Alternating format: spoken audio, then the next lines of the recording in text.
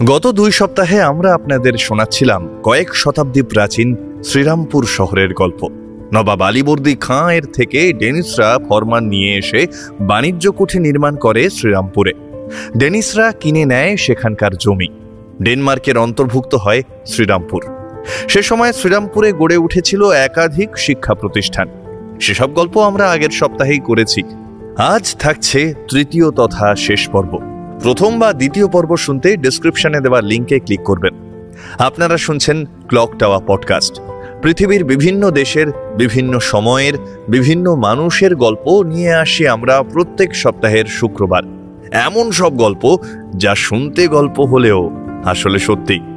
এরকমই সত্যি গল্প শুনতে আমাদের চ্যানেলটি সাবস্ক্রাইব করুন আর শুনতে থাকুন আজকের পর্ব। এছাড়াও আরেকটা খবর দিয়ে রাখি, আমাদের কিন্তু নতুন গল্পের চ্যানেল কাহিনীস্কোপও এসে গিয়েছে। সেটারও লিঙ্ক রইল ডেসক্রিপশনে। প্রত্যেক সপ্তাহে নতুন নতুন গল্প শুনতে এক্ষুনি সাবস্ক্রাইব করে ফেলুন। শ্রীরামপুর ত্রয়ী শ্রীরামপুর মিশন প্রেস তৈরি করেছিলেন 1800 সালে। পূর্ব ভারতের প্রথম ছাপার যন্ত্র, যেখানে পঞ্চানন কর্মকারের তৈরি করা বিচল হরফ ব্যবহৃত হতো। পঞ্চাননের দক্ষতা কাজে লাগিয়ে তাঁরা শ্রীরামপুরে একটি হরফ তৈরির কারখানাও স্থাপন করলেন। শ্রীরামপুরে আগে থেকেই কাগজ তৈরির দক্ষ কারিগররা ছিলেন। এবারে বিলেত থেকে স্টিম ইঞ্জিন এনে কাগজের কল চালু করা হলো। প্রেস থেকে প্রথম ছাপা হলো বাইবেলের নিউ টেস্টামেন্ট এর প্রথম অংশ মঙ্গল সমাচার মতিয়ের রচিত। তারপর রামরাম বসুর প্রতাপাদিত্য চরিত। 1801 থেকে 1832 সালের মধ্যে শ্রীরামপুর মিশন প্রেস থেকে 40টি ভাষায় 2,12,000 কপি বই ছাপানো হয়েছিল। নিউ টেস্টামেন্টের বঙ্গানুবাদ, হিতোপদেশ, কথোপকথন, কৃত্তিবাসী রামায়ণ আর কাশিরাম দাসের মহাভারত সহ মোট 18টি বাংলা বই প্রকাশিত হয় 1801 থেকে 1805 সালের মধ্যে। এই সময়কার কিছু নামকরা সংবাদপত্র ছিল 1818 সালের দিগদর্শন, সমাচার দর্পণ, ফ্রেন্ড অফ ইন্ডিয়া। 1874 সালে যা হয় দি স্টেটসম্যান। সাধারণত রাজধানী শহরে যে ধরনের কর্মকাণ্ড হয়, এক্ষেত্রে এক ধরনের মফস্বল শহরে তাই হয়েছিল। এই সমস্ত ব্যাপারে উইলিয়াম কেরির অবদান ছিল অনস্বীকার্য। উইলিয়াম কেরি না থাকলে হয়তো আমাদের আজকের বাংলা ভাষার যে লেখ্যরূপটি সেটা থাকতো না। তিনি না থাকলে হয়তো সংস্কৃত কলেজে বিদ্যাসাগরের মতো বহু বাঙালি পড়াশোনা করার সময় থেকে বাংলা ভাষার প্রতি অনুরক্ত হতেন না। এই বিষয়ে ইতিমধ্যেই আমাদের একটি পর্ব রয়েছে। আপনারা শুনতে চাইলে ডান দিকের আই বাটনে ক্লিক করতে পারেন। 1835 সালে দিনেমার প্রতিবেদন অনুযায়ী শ্রীরামপুর আর আকনা মৌজার লোক সংখ্যা ছিল 11,187। পাকা বাড়ির সংখ্যা ছিল 572টি। দিনেমার শাসকদের অফিস, আদালত, বন্দর, মালগুদাম, নগররক্ষীর আস্তানা এইসব ইমারতে যাতায়াতের জন্য ছিল ইট বাঁধানো পাকা রাস্তা। গির্জা থেকে কলেজ পর্যন্ত চওড়া রাস্তাটি ছিল পাকা, দুধারে দেবদারু গাছের সারি। তবে নগরের দেশীয় অধিবাসীদের বসতি অঞ্চলে রাস্তাগুলি ছিল সরু, মাটির তৈরি কাঁচা রাস্তা। 1845 সালের একটি প্রতিবেদনে দেখা যাচ্ছে, তখন শ্রীরামপুর শহরে 8 থেকে 20 ফুট চওড়া পাকা রাস্তার দৈর্ঘ্য 43,145 ফুট। পর্যটন কেন্দ্র হিসেবে শ্রীরামপুরের জনপ্রিয়তা কিন্তু নতুন নয়। 19 শতকের তৃতীয় দশক পর্যন্ত ইউরোপীয়দের খুব পছন্দের গন্তব্য ছিল এই শ্রীরামপুর। কেউ এসেছেন স্থায়ীভাবে থাকতে, কেউ ছুটি কাটাতে, কেউ বা ব্রিটিশ আদালতের বিবিধ পরোয়ানা এড়াতে। বিশেষত কলকাতা শহরে ঋণগ্রস্ত হয়ে দেউলিয়া ঘোষিত হওয়ার পর গ্রেপ্তারি এড়ানোর জন্য নদী তীরের ভিলাগুলি এই পর্যটকদের জন্যই বানানো হয়েছিল। 1786 সালের মার্চ মাসের ক্যালকাটা গেজেটের একটি বিজ্ঞপ্তিতে দেখা যাচ্ছে, মিস্টার পা, যিনি লন্ডন ট্যাভার্নের মালিক ছিলেন, নিশান ঘাটের কাছে তিনি ডেনিস হোটেল অ্যান্ড ট্যাভার্ন খুলেছেন। ব্যারাকপুরের নদীপথে যাতায়াতকারী ইউরোপীয়দের আকর্ষণের জন্যই তার এই প্রয়াস। ইউরোপীয় শহরের আদল চোখের সামনে দেখার লোভ সামলাতে পারেননি স্বয়ং ভারতের গভর্নর জেনারেল মার্কুইস অফ ওয়েলেসলিও বা লর্ড ওয়েলেসলি। ডেনিস চার্চ তৈরির জন্য তিনি 1,000 টাকা অনুদান দিয়েছিলেন। তাঁর ইচ্ছাতেই নাকি চার্চের চূড়া উঁচু করা হয়। ব্যারাকপুরের বাসস্থানের নদীর ঠিক উল্টো দিকেই শ্রীরামপুরের চার্চ তাঁর স্বদেশের স্মৃতিকে মনে করাত। 1832 সাল থেকে 1840 সালের মধ্যে শ্রীরামপুরের জনসংখ্যার তেমন একটা পরিবর্তন হয়নি। দিনেমার বাণিজ্য কেন্দ্র তৈরি হওয়ার প্রথম অর্ধশতকে গ্রাম থেকে বিপুল সংখ্যায় মানুষ শহরে চলে আসায় শ্রীরামপুরের যে দ্রুত জনসংখ্যা বৃদ্ধি হয়েছিল 1801 সালের পর থেকে তা থমকে যায়।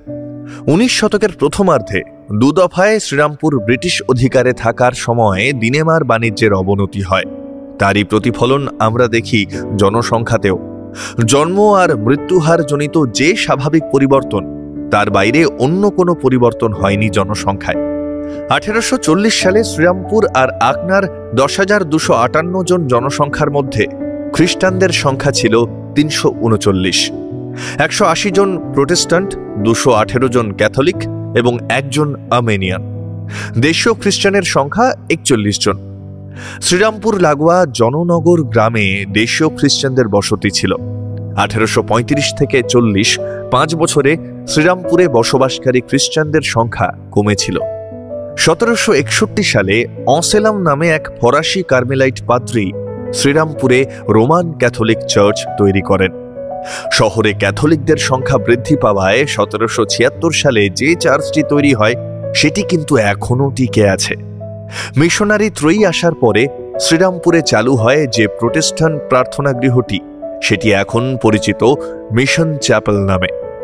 ওলে বাইয়ের উদ্যোগে লুথেরান চার্চ, যেটি ডেনিস চার্চ নামে প্রসিদ্ধ, তৈরি হয় 1803 সালে। 28 জানুয়ারি 1836 শ্রীরামপুর শহরে তৈরি হল হাসপাতাল। শহরের সিভিল সার্জন ডক্টর ভয়েট আর জোশুয়া মার্সম্যানের উদ্যোগে। 1834 আর 1835 এই 2 বছর বর্ষাকালে শ্রীরামপুরে মড়ক লেগেছিল। লোকসংখ্যার তুলনায় পরিষেবা ছিল সীমিত। প্রথমে দিনেমার কুঠির একটি খালি গুদামে হাসপাতালের কাজ শুরু হয়। পরে হাসপাতালের নিজস্ব বাড়ি তৈরি হল 1838 সালে। শ্রীরামপুর অঞ্চলে সে সময় বিবাহ করতে সরকারকে দিতে হতো আলাদা কর। ব্রাহ্মণ, কায়স্থ ছাড়া অন্য সব পরিবারের থেকে বিয়ের জন্য কর নেওয়া হতো। 1844 আর 1845 সালে বিবাহ কর থেকে আদায় হয়েছিল যথাক্রমে 147 টাকা আর 133 টাকা। ওই 2 বছরে ইউরোপীয়দের পরিত্যক্ত সম্পত্তি নিলাম করার ওপর ধার্য শুল্ক থেকে আদায় হয়েছিল যথাক্রমে 438 টাকা আর 300 টাকা। অন্যান্য ইউরোপীয় বসতিতে প্রচলিত নিয়ম অনুসরণ করে দিনেমাররা শ্রীরামপুরে সব রকম খাদ্য আর বস্ত্রের উপর কর বসায়। 1845 সালে বাজার শুল্ক, বিক্রয় কর আর দোকানের ভাড়া বাবদ মোট আদায় হয়েছিল 3200 টাকা। দেশি মদ, বিলাতি মদ, তাড়ি, গাঁজা, আফিম, পান, তামাক প্রভৃতির আবগারি শুল্ক থেকে দিনেমারদের মোট আয় হতো 1761 টাকা। অনুমোদিত আর লাইসেন্স প্রাপ্ত দোকান ছাড়া মদ বিক্রি নিষিদ্ধ ছিল। আফিমের কেনাবেচা নিয়ে অবশ্য কোনো নিষেধাজ্ঞা ছিল না।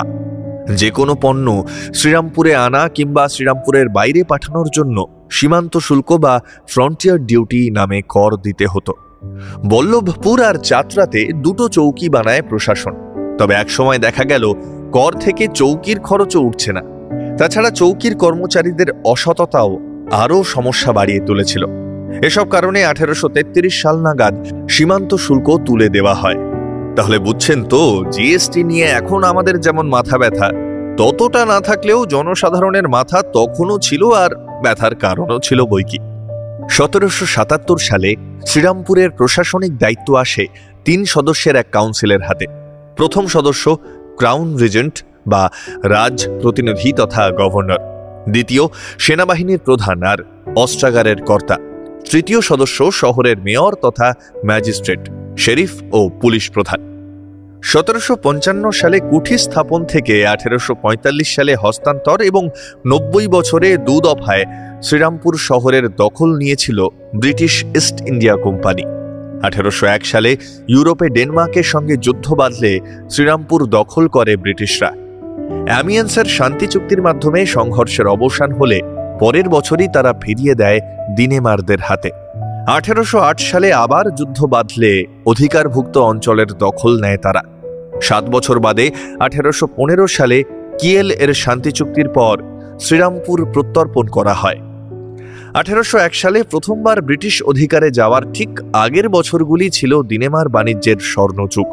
1801 থেকে 15 সালে দুদফায় শ্রীরামপুর হাতছাড়া হওয়ার সময় থেকে দিনেমার বাণিজ্যের সেই যে অবনতি শুরু হলো, পরবর্তীতে তার উন্নতি আর হয়নি। 1815 থেকে 45 সালে বাণিজ্য আর রাজস্ব থেকে আয় ক্রমাগত কমতে থাকে। দিনেমার প্রশাসনের সমস্ত শাখাতে কম বেতনের দেশীয় কর্মচারী নিযুক্ত করা হয়। শ্রীরামপুরের বণিক ঘাঁটি হাতে রাখতে হলে সরকারি কোষাগারে টান পড়ার সম্ভাবনা থেকে শ্রীরামপুর হস্তান্তরের কথা ভাবা হয়। 1845 সালের 10ই অক্টোবর ইংলিশ ইস্ট ইন্ডিয়া কোম্পানির হাতে শ্রীরামপুর তুলে দেওয়া হয়। হুগলিতে শ্রীরামপুর নামে একটি নতুন মহকুমা তৈরি করা হয়। তার প্রশাসনিক কেন্দ্র হয় শ্রীরামপুর শহর। ইতিমধ্যে ব্রিটিশ ভারতে 1842 সালের 10 নম্বর আইনে স্থানীয় স্বায়ত্তশাসনের ব্যবস্থা হয়েছিল। 1846 সালে শ্রীরামপুরের অধিবাসীরা এক সভা থেকে সরকারকে শ্রীরামপুরে ওই বিধি প্রয়োগের আবেদন জানালেন। ওই সভাতেই শ্রীরামপুর মিশনের দুজন প্রতিনিধি, একজন ইংরেজ আর গোস্বামী, লাহিড়ী ও দে পরিবারের একজন করে সদস্য মিলে একটি পৌর কমিটি তৈরি হল।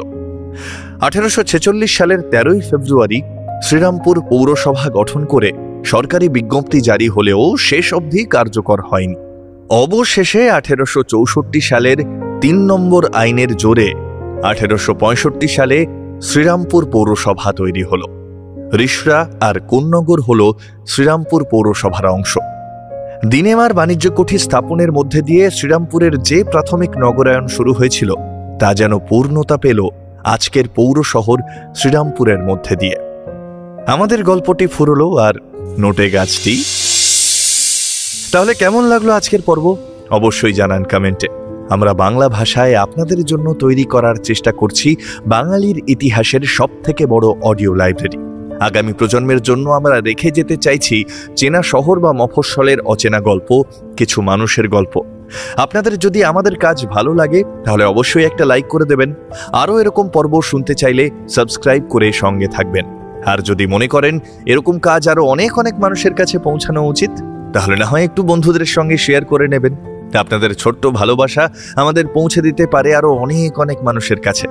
আর আপনি যদি ভালো গল্প শুনতে ভালোবাসেন, এই যেমন ধরুন গোয়েন্দা, প্রেম, হাসি বা সামাজিক, তাহলে এক্ষুনি সাবস্ক্রাইব করতে হবে আমাদের নতুন ইউটিউব গল্পের চ্যানেল কাহিনী স্কোপকে। লিংক থাকলো ডেসক্রিপশনে। আজকের পর্ব পাঠে ছিলাম আমি শঙ্খ, স্ক্রিপ্ট রাকা, পরিকল্পনা কৌশিক রায়, সাউন্ড ডিজাইন শঙ্খ, কভার ও ভিডিও এডিট ইনভিজিবল ম্যান। আগামী সপ্তাহে আমরা আসছি আরও একটি নতুন পর্ব নিয়ে। সঠিক সময়ে নোটিফিকেশন পেতে অবশ্যই সাবস্ক্রাইব করে রাখুন আমাদের চ্যানেলটি। তাহলে দেখা হচ্ছে আবার পরের শুক্রবার ঠিক রাত 9টায়। ভালো থাকবেন, সুস্থ থাকবেন।